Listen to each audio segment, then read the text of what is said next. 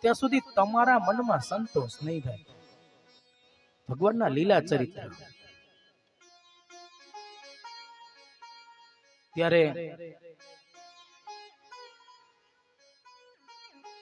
નારદજીના સૂચન અને માર્ગદર્શનથી બધું મિશ્રણ કરી પૂર્ણ બ્રહ્મનું તેજ પધરાવવા માટે મહાપુરાણ હું બનાવું, એ જ આ શ્રીમદ ભાગવત છે.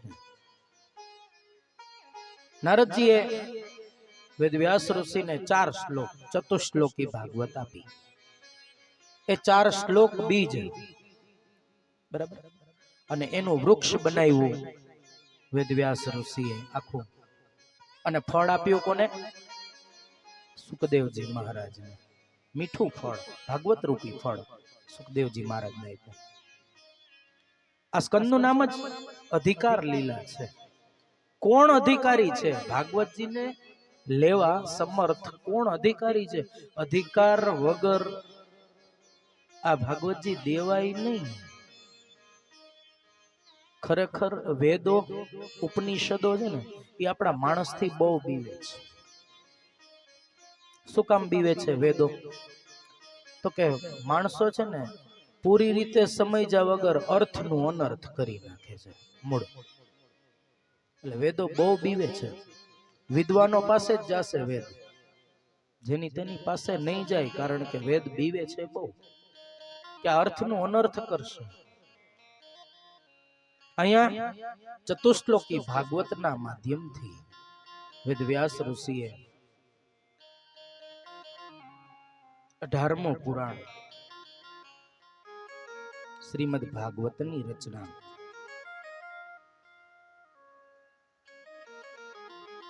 વ્યાસજી મહાન સંત છે, મહર્ષિ છે, છતાં એને ગુરુની જરૂર તો પડે છે. આજે વ્યાસજીના ગુરુ કોણ બન્યા? નારદજી.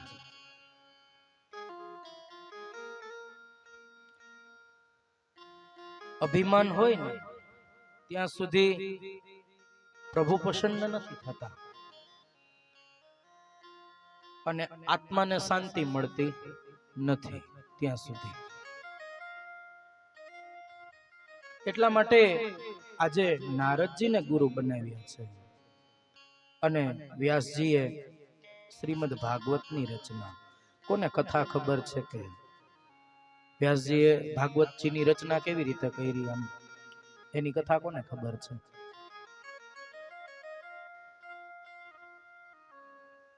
ભાગવતજીના શ્લોકો વ્યાસજી બોલતા જાય, લખવા કોણ બેઠું તો? હા,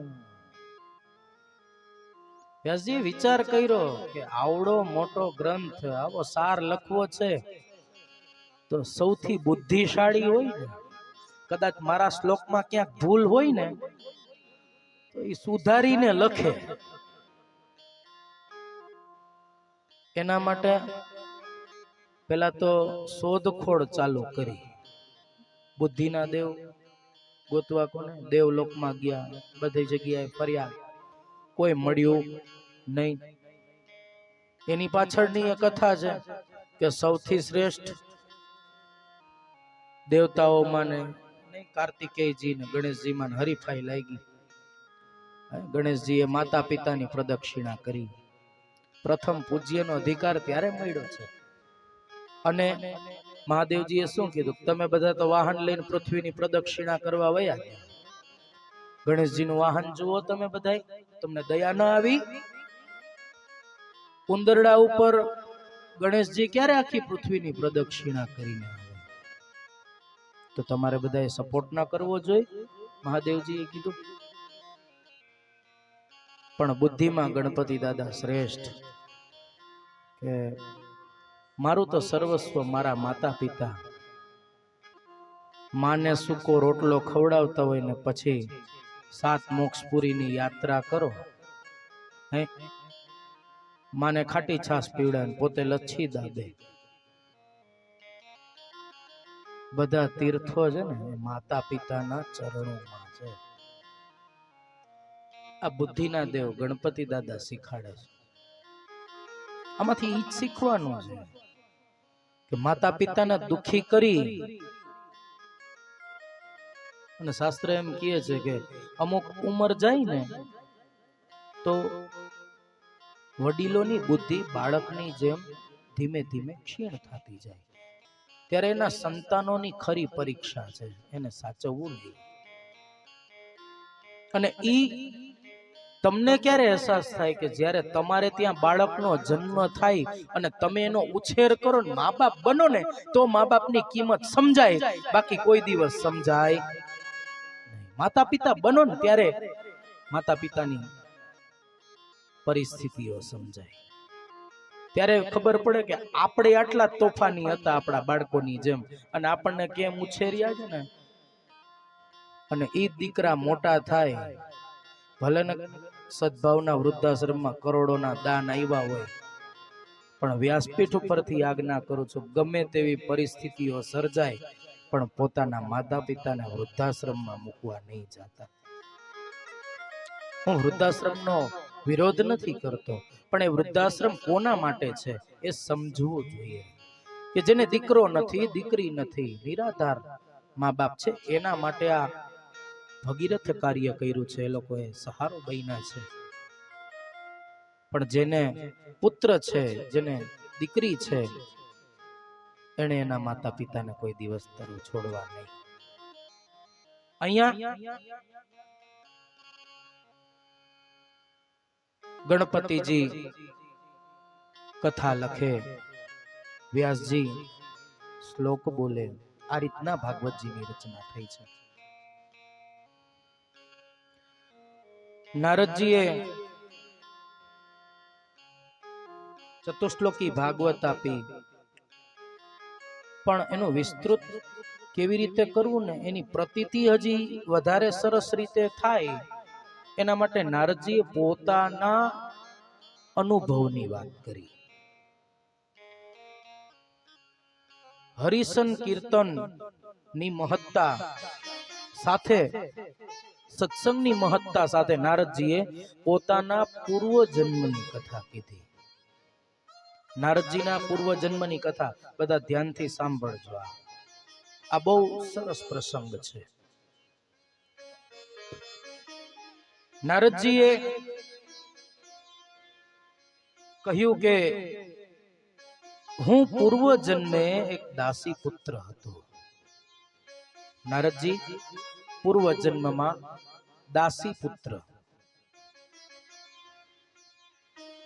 એના પિતાશ્રી વેદાંતી બ્રાહ્મણ હતા. માતુશ્રી, જો સાંભળવાની વાત છે, માતુશ્રી દાસી અને પિતાશ્રી બ્રાહ્મણ હતા, વેદાંતી બ્રાહ્મણ. એક વખત મોટા મોટા યોગીઓનો સંઘ અમારા ગામમાં આવ્યો, ચાતુર્માસ કરવા માટે મોટા મોટા સાધુઓ આવ્યા. નારદજી કે હું એ સાધુઓની સેવા કરવા જાઉં, રોજ એના ધોતિયા ધોઈ દઉં, કપડા ધોઈ દઉં, એ જમી લે એટલે એના પતરાવડા ઉપાડું, રોજ એના પગ દબાવું, હું સેવા કરું, જે મારાથી થઈ શકે ને. હું બાળક સ્વરૂપે હું એ સાધુ સંતોની નિત્ય સેવા કરું, એ લોકોને જમવાનું પીરસું, એના માટે રસોઈ બનાવી આપું, જે મારાથી સેવા થાય એ સાધુ સંતોની ચાતુર્માસમાં હું સેવા કરું. આ સેવાથી રાજી થઈ મારા સંસ્કારોને જોઈ, મારા માતાના, મારા પિતાના સંસ્કારોને જોઈ સાધુઓએ મારા ઉપર અનુગ્રહ કર્યો અને મને એક શ્લોક આપ્યો કે જા બેટા, આ શ્લોકનો નિરંતર ભજન કરજે, નિરંતર પઠન કરજે. ત્યારે નારદજીએ સંતોને કીધું કે હવે તમે અહીંથી જતા રહેશો, મને તમારા વગર ગમશે નહીં, એટલે એક કામ કરો ને, તમે મને સાથે લઈને જાઓ. ત્યારે સંતો એ ના પાડી કે ભાઈ તારા વૃદ્ધ માતા છે અને એને તારી જરૂરત છે, માતાની સેવા કર. અને રહ્યો સવાલ ભક્તિનો, તો હું તમને શ્લોક આપું છું, એનો નિરંતર જપ કરજો. આને ચતુર્વ્યુહાત્મક ગાયત્રી મંત્ર કહેવાય. ગાવો છે બધા સાથે? હે, પાછળથી મારી સાથે આ શ્લોક બધાએ ગાઓ.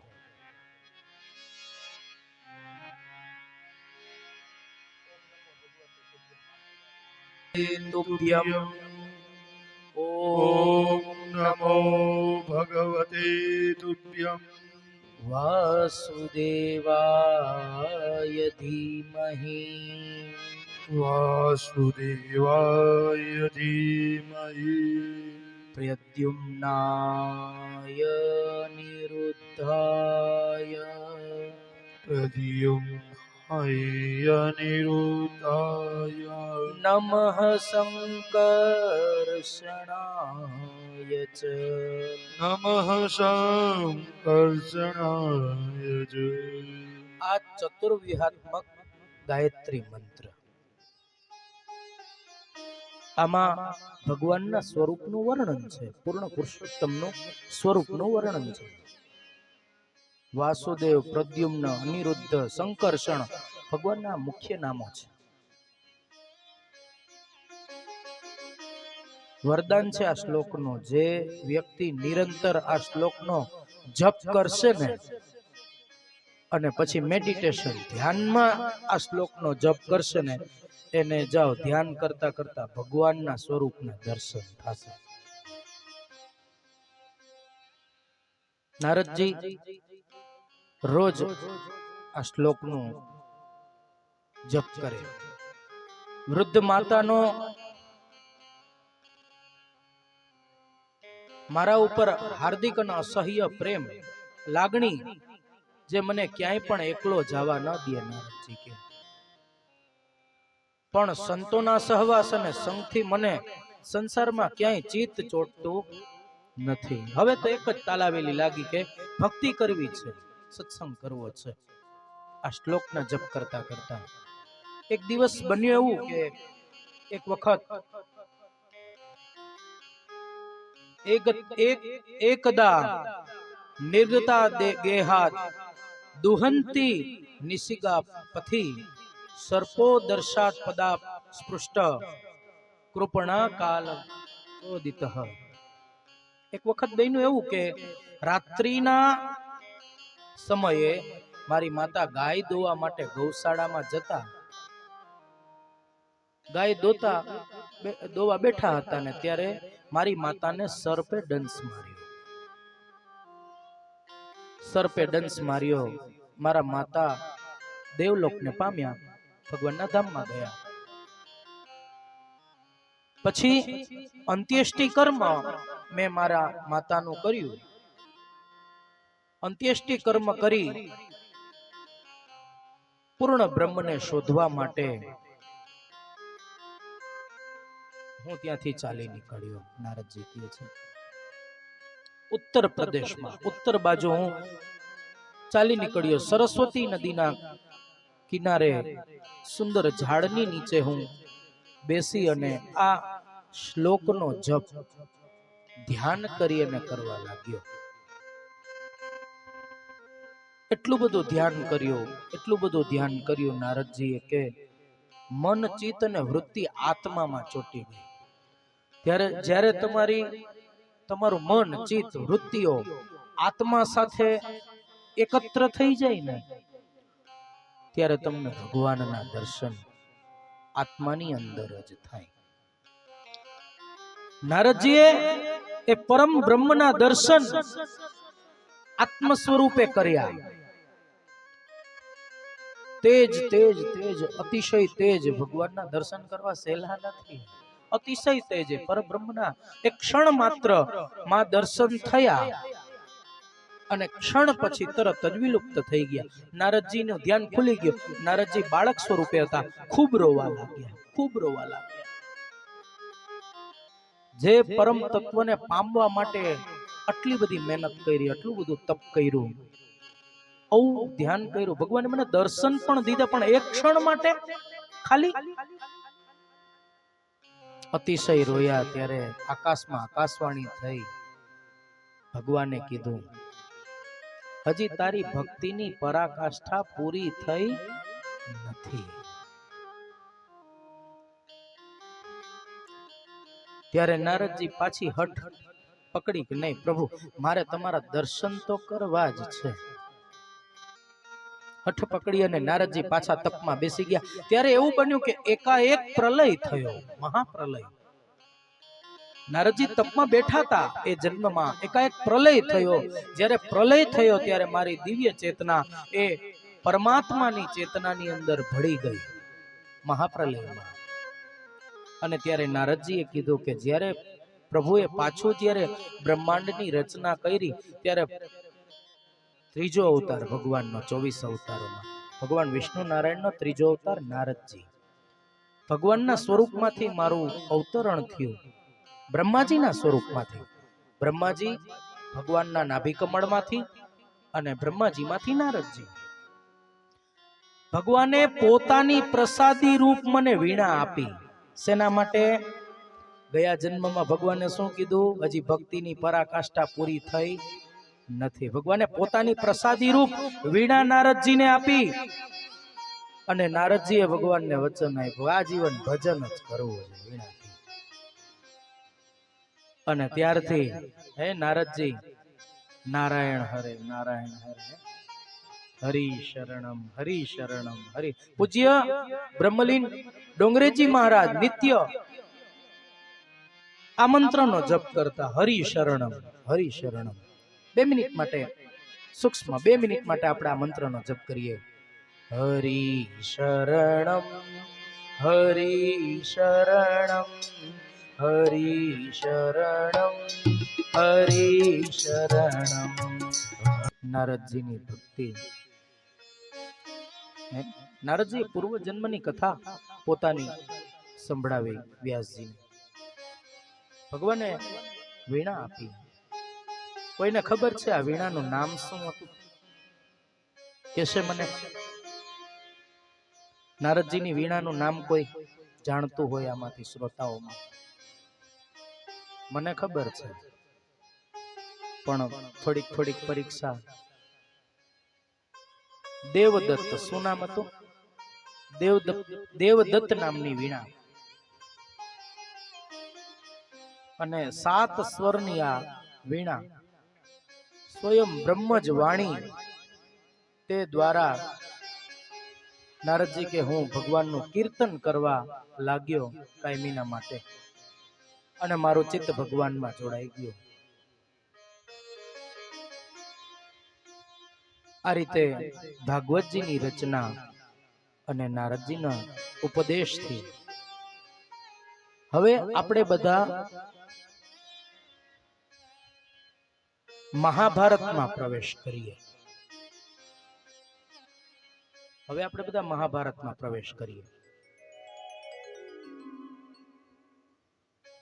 આ બહુ સરસ પ્રસંગ છે.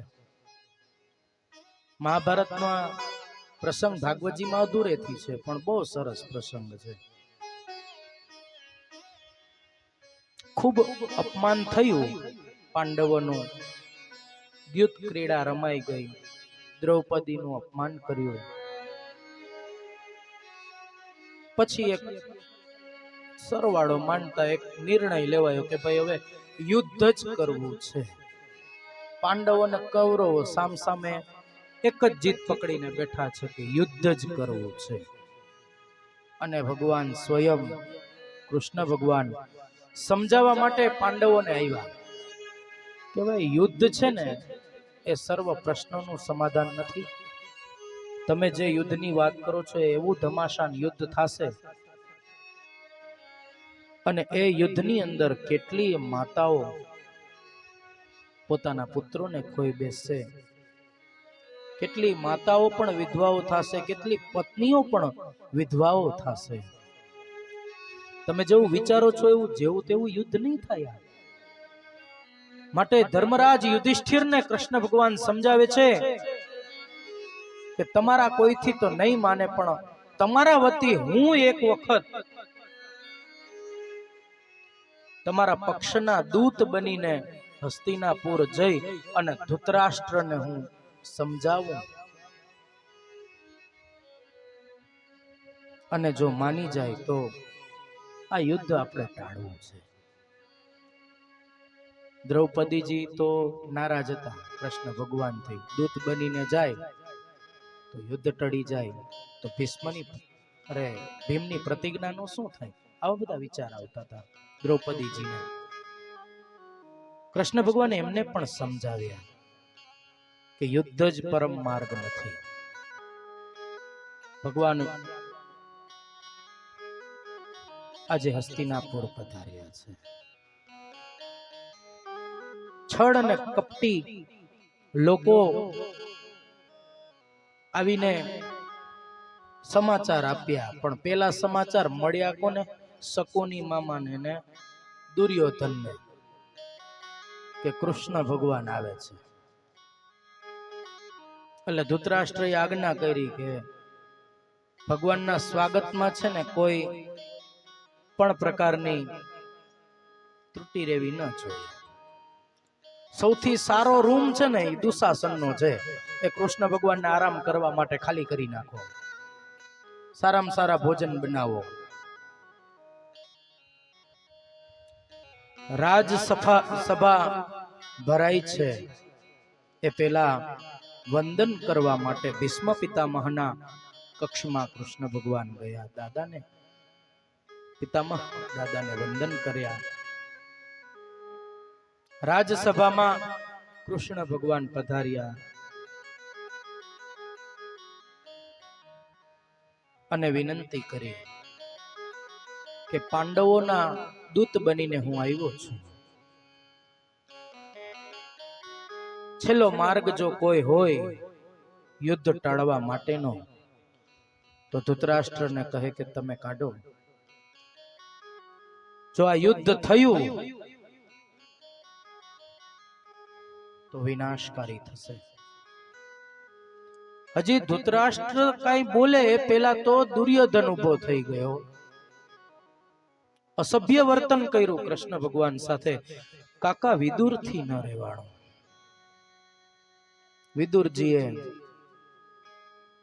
એ અસભ્ય વ્યક્તિને તરત જ બેસાડી અને રાજસભાની અંદર ધૃતરાષ્ટ્રને ખૂબ સમજાવ્યા કે શું કામ તમે આખા કુળનો નાશ કરવા ઉપર ઉતરી પડ્યા છો. આજે આ યુદ્ધથી કુળના નાશ થઈ જશે.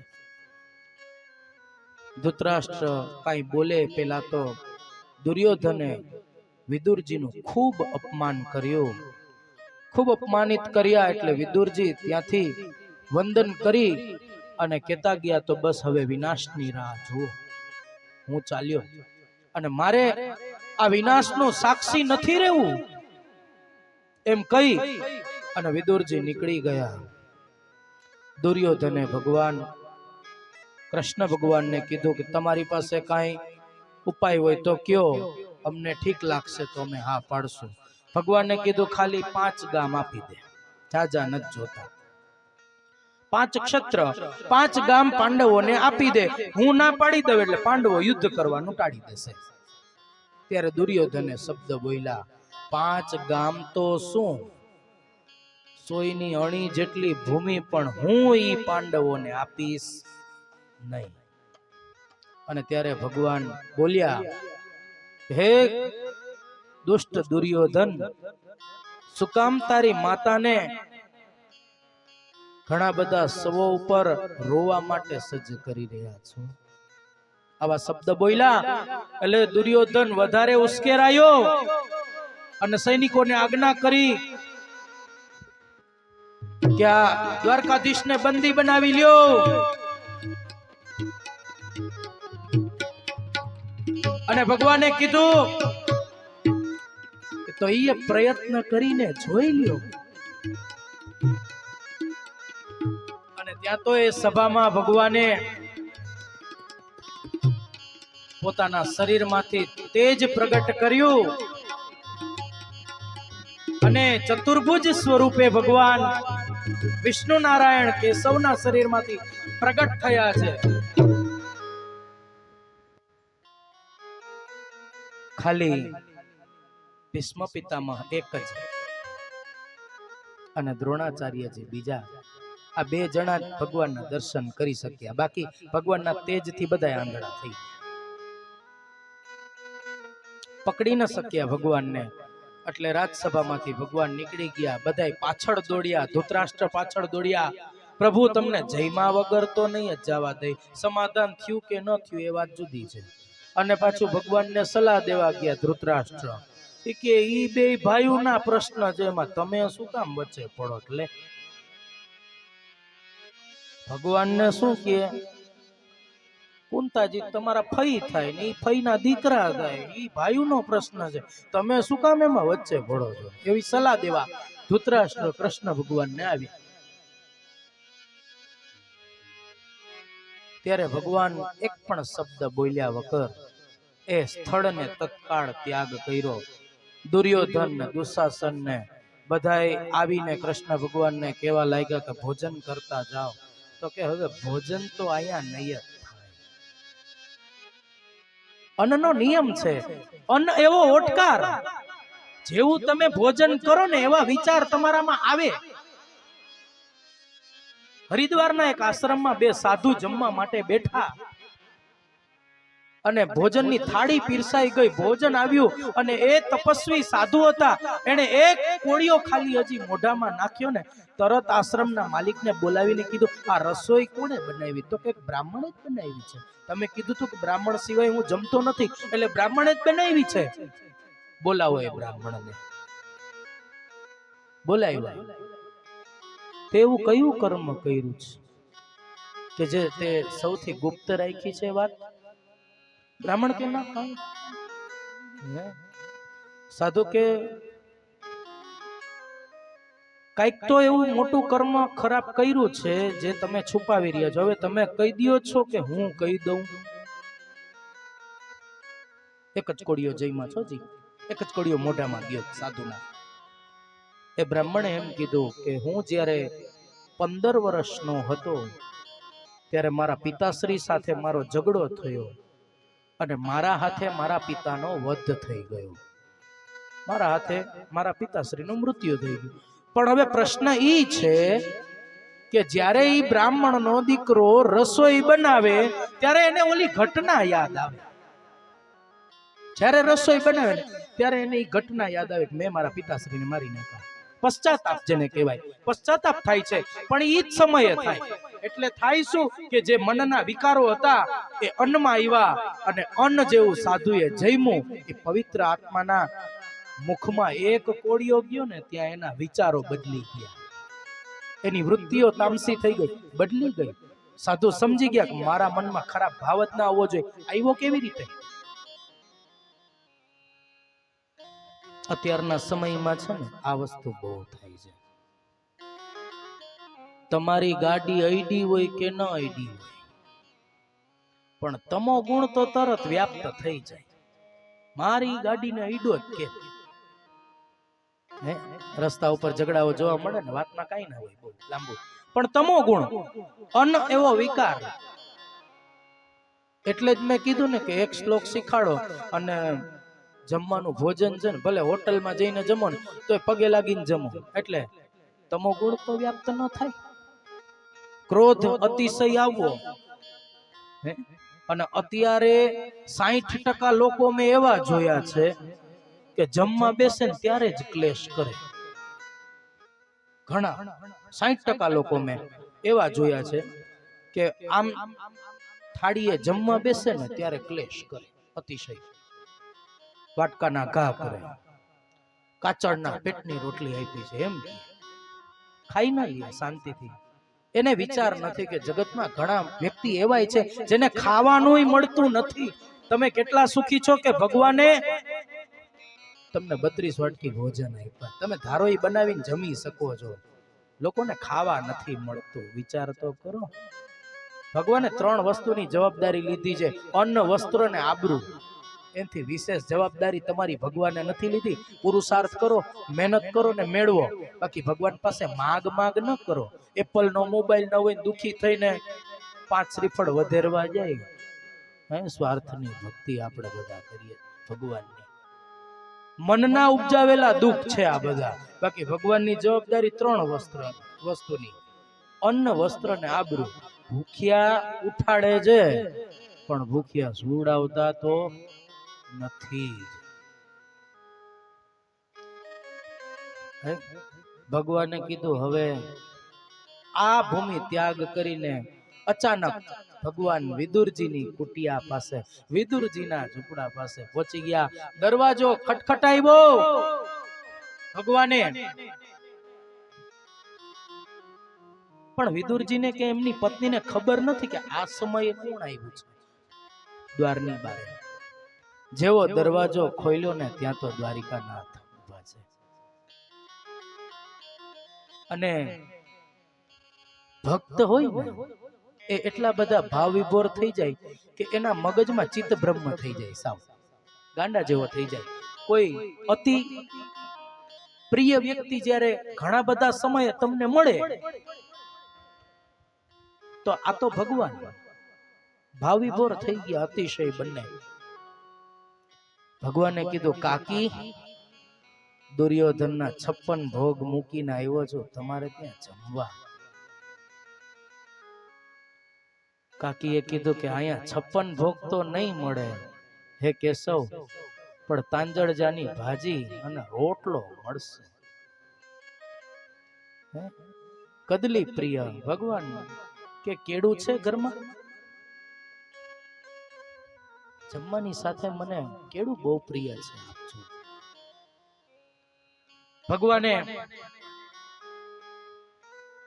નીચે બેઠા હો, અખિલ બ્રહ્માંડના માલિક આજે વિદુરજીના ઘરે નીચે બેઠા. પાટલા ઉપર રોટલો, જે સોનાના થાળમાં જમવા વાળો વ્યક્તિ આજે પાટલા ઉપર ભાણામાં તાંદળજાની ભાજીને રોટલો ખાવા બેઠા છે. અને વિદુરજીની પત્ની તો એટલા ભાવ વિભોર થઈ ગયા કે કેળાની છાલ ઉતારી, કેળું સાઈડમાં મૂક્યું અને છાલ ભગવાનને આપી. અને ભગવાન એની પ્રેમ લક્ષણા ભક્તિને એની સામે જોતા રહ્યા ભગવાન. અને ભગવાન પણ કેળું નહીં, પણ ભગવાન કેળાની છાલ ખાય છે. ભક્તિની પરાકાષ્ઠા આ તો છે, બીજે ક્યાં પહોંચવું છે? નરસિંહ મહેતાની પરાકાષ્ઠા આ જ હતી અને મીરાબાઈની પણ પરાકાષ્ઠા આ જ હતી. બેનો જેટલી અનુપમા સિરિયલ જોવામાં તલ્લીન થઈ જાય છે ને, એટલી ભગવાનમાં થઈ જાય ને તો સાક્ષાત ભગવાન પ્રગટ થાય.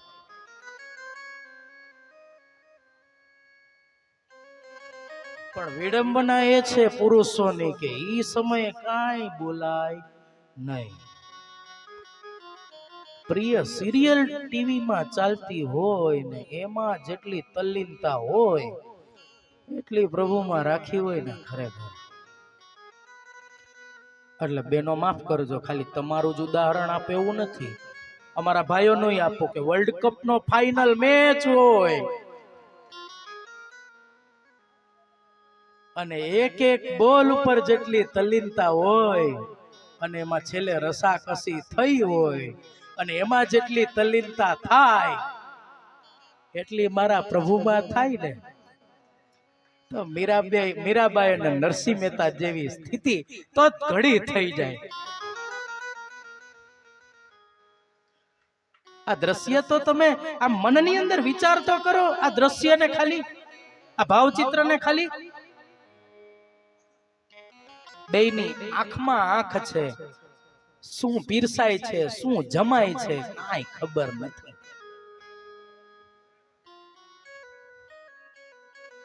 ભગવાન કેટલા ભાવથી જમ્યા. અને વિદુર કાકાએ અને ભગવાનને જમાડ્યા. આ વિદુરજી કોણ છે મને કોણ કહેશે? બહુ સરસ આની કથા. વિદુરજી કોનો અવતાર?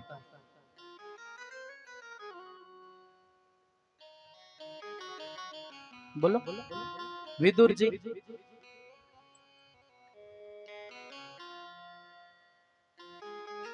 ધર્મનો અવતાર, ધર્મરાજા.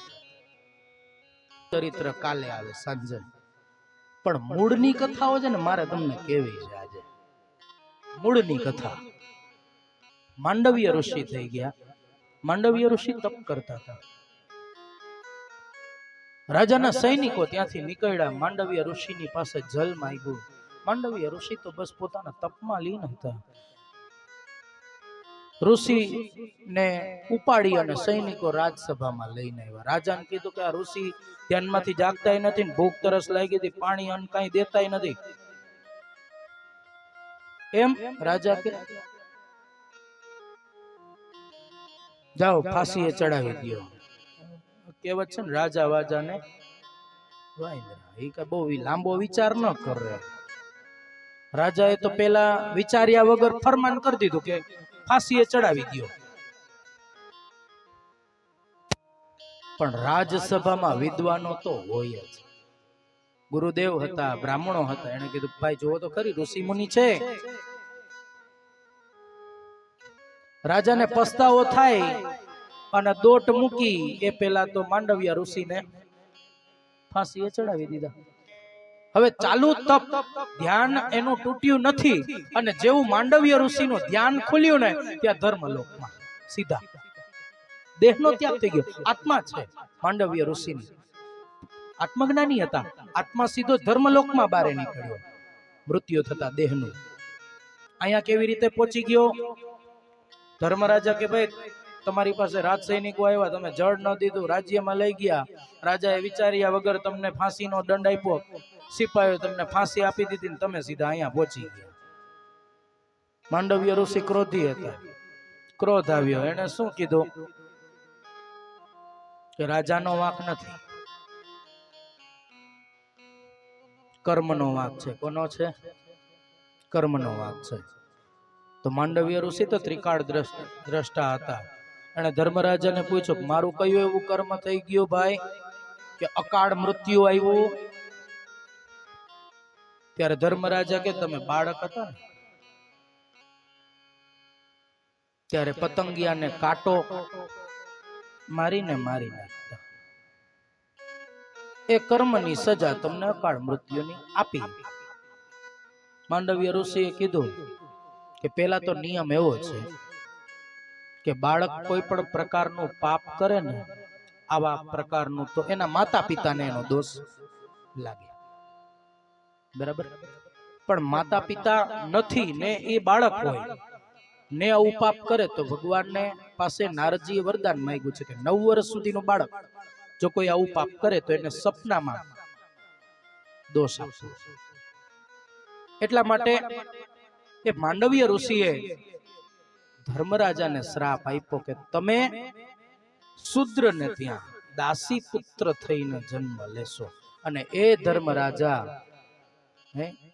જે દાસી ના કુખે જન્મ લીધો એ શૂદ્ર જાતિની હતી. અને એ ધર્મના અવતાર વિદુર કાકાએ તેમને ત્યાં જન્મ લીધો.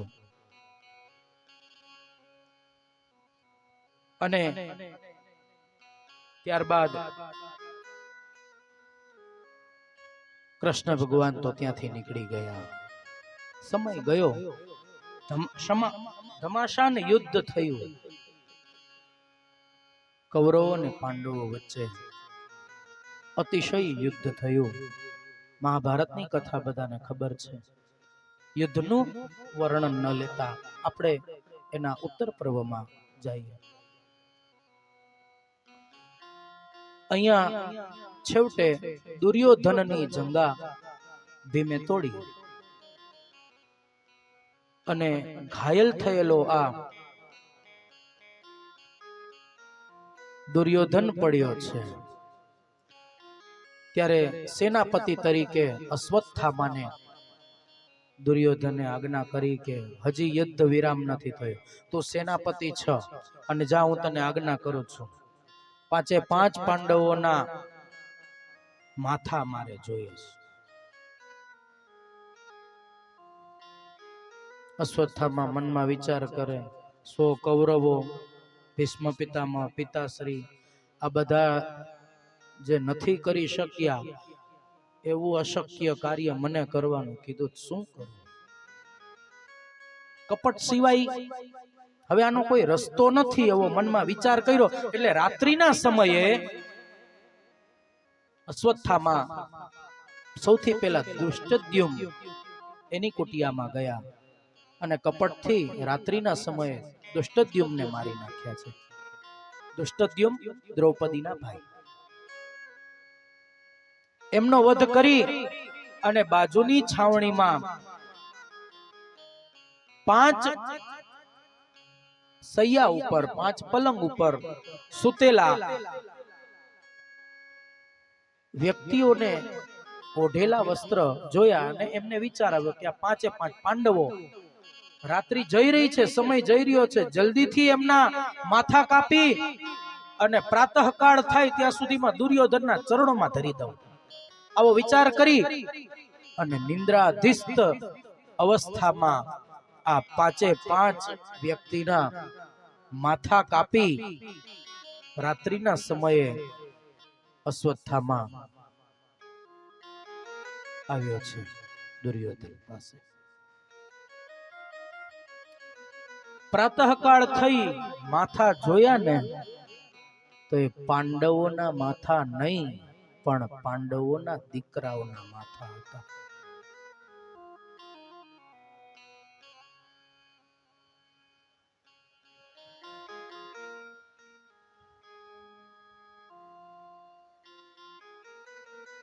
દુર્યોધન એ અંતરથી આજે પસ્તાવો થયો, અંતરથી વિલાપ પહેલી વાર કર્યો કે હે અશ્વત્થામા, આ તે શું કર્યું? તે તો પાણી પાવા વાળો રેવા ન દીધો, વંશનો જ વિનાશ કરી નાખ્યો, તે આખો વંશ પૂરો કરી નાખ્યો. તે એક જ સમયે મહાભારતમાં વિલાપ દુર્યોધન સાચા અર્થે કરે છે કે તે પાણી પાવા વાળો કોઈ રેવા ન દીધો. મિત્ર, તે બહુ ખોટું કર્યું છે અને આ દુઃખમાં દુર્યોધને પોતાના પ્રાણ ત્યાગ કરી દીધા. પણ વીરત્વની વૃત્તિ હજી અશ્વત્થામામાંથી ગઈ નથી. એને મરતા દુર્યોધનને વચન આપ્યું કે તું વિલાપ કરજ પણ હું હજી પણ પાંડવોના વંશને રહેવા નહીં દઉં. ભલે તું મને જે કહે પણ પાંડવોના વંશને હું નહીં રહેવા દઉં. અશ્વત્થામાને ખબર પડી કે અભિમન્યુની પત્ની ઉત્તરા એના ગર્ભમાં બાળક છે અને એ પાંડવોનો વંશ છે.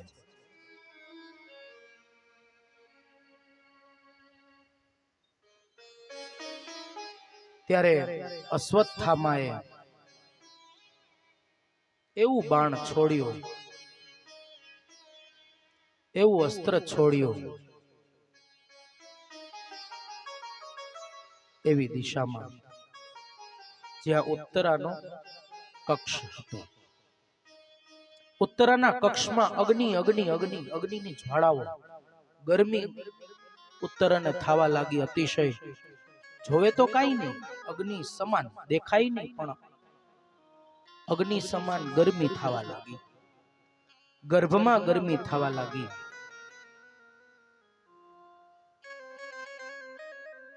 અર્જુને ખબર પડી કે અશ્વત્થામાએ આવું કોઈ બાણ છોડ્યું છે. અર્જુને સામે પ્રતિકાર કર્યો, એ બાણને નિસ્તેજ કર્યું અર્જુને. પછી નિસ્તેજ કરીને કૃષ્ણ ભગવાન અર્જુનનો રથ લઈ અને અશ્વત્થામા પાસે આવ્યા કે જો અર્જુન, આ ઈ જ અશ્વત્થામા છે જેણે તમારા પાંડવોના પુત્રને મારી નાખ્યા છે. આ જ અશ્વત્થામાએ પાંડવોના પુત્રને મારી નાખ્યા છે. પકડી લે આને. પાંડવોએ અર્જુને અશ્વત્થામાને પકડી લીધો. પકડીને દ્રૌપદીજીના કક્ષમાં લઈને આવ્યા છે. દ્રૌપદીને કહ્યું કે તમારા પુત્રનો હથિયારો આ છે. અર્જુને તો પ્રતિજ્ઞા કરી લીધી કે જીવતો તો નહીં જ મૂકું. પણ પ્રશ્ન ઉભો એ થયો છે કે ગુરુપુત્ર અને પાછો બ્રાહ્મણ. પ્રશ્ન મોટો આ ઉભો થયો છે. ધર્મ એમ કે છે કે બ્રાહ્મણને મરાય નહીં, ઉપરથી પાછા ગુરુપુત્ર, અને ધર્મ એમ કે છે કે ગુરુપુત્ર ગુરુ તુલ્ય. ગાદી તો ગુરુપુત્રની થઈ. ધર્મ સંકટ ઉભો થયો છે બહુ મોટો. દ્રૌપદીની આંખમાંથી આંસુઓની ધારા છે. મારા પુત્રનો કાતિલ તો મળ્યો, પણ હવે એને સજા. આ બધાય મારી પાસે આવી ગયા ને મને એમ કે છે કે દ્રોણ પુત્રને, અશ્વત્થામાને હવે તમે સજા કરો. મારે શું સજા કરવી?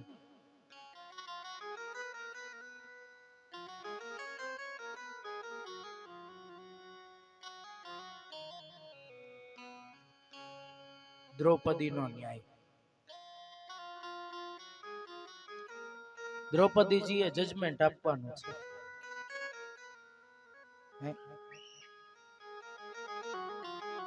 બ્રાહ્મણઃ વર્ણાનામ ગુરુ. બ્રાહ્મણા જંગમમ તીર્થ. વર્ણોમાં ગુરુ બ્રાહ્મણ છે, અને બ્રાહ્મણમ જંગમમ તીર્થ એટલે બ્રાહ્મણ પૃથ્વી ઉપર હાલતા ફરતા ચાલતા ભગવાન છે, ગુરુ છે. જંગમમ તીર્થ એટલે જ આપણે એને શું કહીએ? ભૂ દેવ. પૃથ્વી ઉપર વિચરણ કરવા વાળા દેવ તો ભૂદેવ. બ્રાહ્મણ છે એ હરતા ફરતા તીર્થ છે, જંગમમ તીર્થ દેવ છે. દ્રૌપદીજી ધર્મ સંકટમાં આવ્યા. પેલું કારણ દ્રૌપદીજીએ કીધું કે આ તો બ્રહ્મપુત્ર છે, આને મરાય જ નહીં. પેલા તો ગુરુ પદાધિકારી છે, એને કેમ મારે મારવો? મારવાની સજા કેમ કરવી? દ્રૌપદીજી પાંડવોને કે આમાં કઈ મારી ભૂલ થતી હોય તો ક્ષમા કરજો. 3 કારણ બતાવવામાં આવ્યા છે ભાગવતજીમાં. આપણા ગુરુ પુત્રને મારવાથી આપણી ગાદી ગુરુ વિનાની નોગરી બને. તો આપણે બધાય પાંડવો કૌરવો બંને કુળ ગુરુ વગરના મુવા કહેવાય. આવું પેલું કારણ દ્રૌપદીજીએ પાંડવોને આપ્યું. બીજું, ગુરુ પત્ની માતા કૃપી વિધવા છે. અશ્વત્થામાના માતા કૃપી. દ્રૌપદીજી નો વિચાર અને એના સંસ્કારો તો જુઓ. મેં મારા 5 પુત્રો ખોયા, અને એ માતાની વેદના જે હું ભોગવી રહી છું એ મારે ગુરુપત્ની કૃપીને. ગુરુ તો જતા રહ્યા, હવે એના માતાનો સહારો આ અશ્વત્થામા છે, કૃપી માતાનો. એ સહારો મારે ન છીનવાય. મારી જે વેદના છે ને એ મારે માતા કૃપીને આપવી નથી, પુત્ર વગરના થઈ જાય.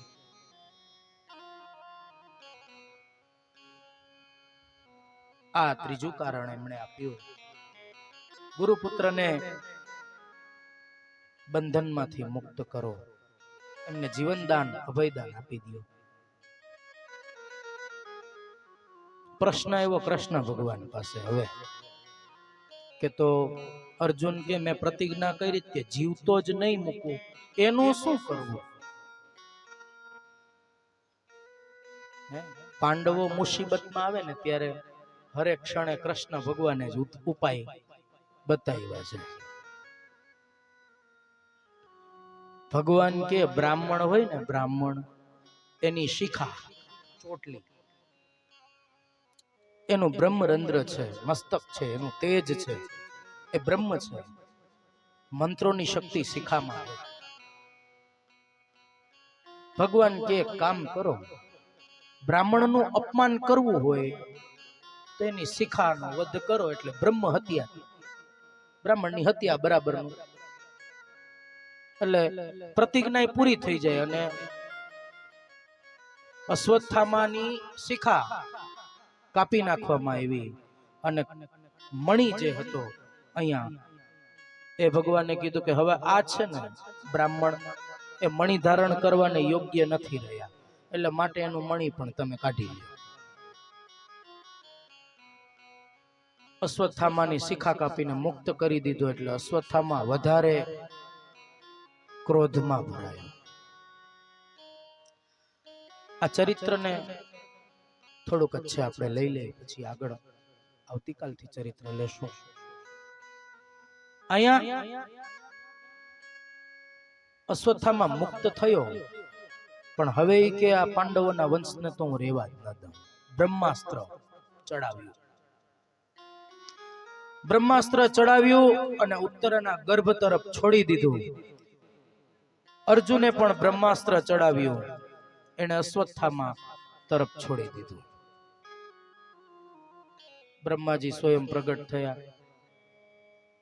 અર્જુનને કીધું કે આવી રીતે ગમે ત્યારે બ્રહ્માસ્ત્રનો ઉપયોગ ન કરાય, તારું અસ્ત્ર પાછું ખેંચી લે. અર્જુન મહારાજે તો પોતાનું અસ્ત્ર પાછું ખેંચી લીધું. એની પાસે વિદ્યા હતી. અશ્વત્થામાને કે ભાઈ તારું અસ્ત્ર પાછું ખેંચી લે. અશ્વત્થામા કે મને પાછું ખેંચતા આવડતું નથી.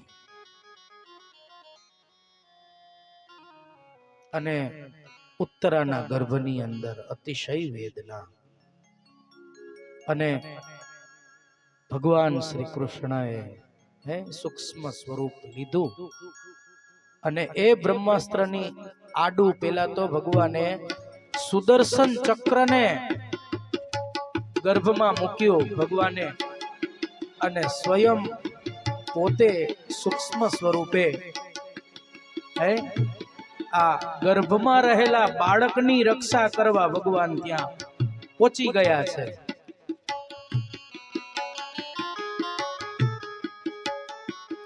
ઉત્તરાએ ભગવાનની સ્તુતિ કરી. પાહી પાહી મહાયોગીન દેવ દેવ જગતપતે નાન્યમ ત્વદ્ભયમ પશ્યે યત્ર મૃત્યુ પરસ્પરમ. ભગવાને ઉત્તરાના ગર્ભની અંદર એ બાળકની રક્ષા કરી.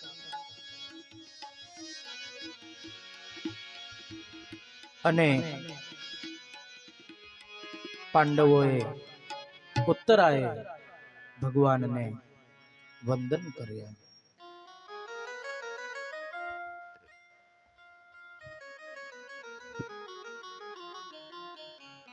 બે મિનિટ માટે આ પ્રસંગને અનુરૂપ આપણે કીર્તન એક ભજન નાનકડું કરી અત્યારના સત્રને આપણે પાછી પૂજા આરતી પણ છે. અત્યારના સત્રને વિરામ આપી કાલે થોડુંક વધારે આપણે પણ એક વિનંતી, બધા કથામાં સમયસર અને વહેલા આવો ને તો આનંદ માણવાની મજા આવશે. આનંદ તમારે કથાનો માણવાનો છે અને કથામાં ખાલી આનંદભાઈ આવી જાય છે વહેલા.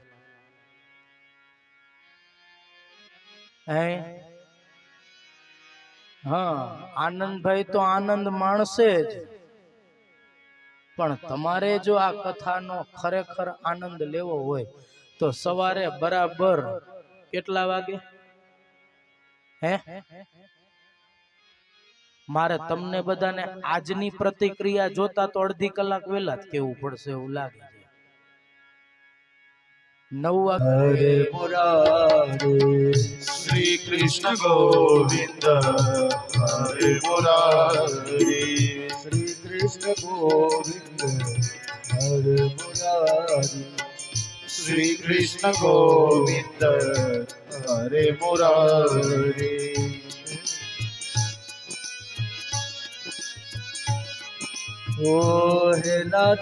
बने वेद्यम वनाभ्यासेदंतरिक्ष कोशे स्नोर्द्योः समवर्तता तथा लोकान् कल्पयन् नैवेद्यं निवेदयामि नैवेद्य तत्रैव संस्थाप्य ડાબો હાથ મોઢા આગળ રાખી ભગવાનને જમણા હાથે જમાડો. ઓમ પ્રાણાય, ઓમ અપાનાય, ઓમ વ્યાનાય, ઓમ ઉદાનાય, ઓમ સમાનાય સ્વાહા. નૈવેદ્યાન્તે આચમન્યમ સમર્પયામિ, ઉદરાભોસાનમ સમર્પયામિ, હસ્તવૃક્ષાલનમ સમર્પયામિ, મુખવૃક્ષાલનમ સમર્પયામિ. मीठी मोरली वाला, मीठी मोरली वाला, तेरा प्यारा ओम जय गाना गाना, कामर गाना गाना कामर बहु कीरा, वाले कामर बहु कीरा, आखर માખણ ચોરે મોહન ચિત્ત ચોરી લીધા ઓમ જય કાના કાળા નંદ યશોદા ઘેર વૈકુંઠ ઉતાર્યા વાલ વૈકુંઠ ઉતાર્યા કાલિય ભરત કીધા કાળિય મરદન કીધા ગાયો ને ચારી ઓમ જય કાના કાળા ઉડતણો તુજ પાર કે મેં નહીં આવે વાલ કે મેં નહીં આવે તીન વેદ પુકારે નદી નદી વેદ પુકારે ગીત ગુણ ગાવે ઓમ જય કાના કાળા સંસાર સારમ સદા વસંત પ્રદિયાર વિદ્ય ભાવં ભવાને સરિત નમામિ ત્વમેવ માતા ચ પિતા ત્વમેવ ત્વમેવ બંધુ સખા ત્વમેવ વિદ્યા દ્રવિણં ત્વમેવ ત્વમેવ સર્વં મમ દેવ દેવ હરે રામ રામ રામ હરે હરે હરે કૃષ્ણ કૃષ્ણ હરે કૃષ્ણ કૃષ્ણ કૃષ્ણ હરે હરે ઓ હરે કૃષ્ણ કૃષ્ણ કૃષ્ણ કૃષ્ણ યાની કાની જલેમ અયામિ ભાગવતજી ઉપર પધરાવી દ્યો અતઃ શ્રીફળ આપી દ્યો 4 પ્રદક્ષિણા ઓમ નમો ભગવતે વાસુદેવાય વાસુદેવાય હરિ વાસુદેવાય વાસુદેવાય હરે વાસુદેવાય વાસુદેવાય હરિ વાસુદેવાય વાસુદેવાય હરે વાસુદેવાય ઓમ નમો ભગવતે વાસુદેવાય ઓમ નમો ભગવતે વાસુદેવાય વાસુદેવ બોલે ના પાપ ભરી જાય વાસુદેવ બોલે ના પાપ બળી જાય વાસુદેવ બોલે ના પિતૃ તરી જાય વાસુદેવ બોલે ના પિતૃ સ્વર્ગ જાય ઓમ નમો ભગવતે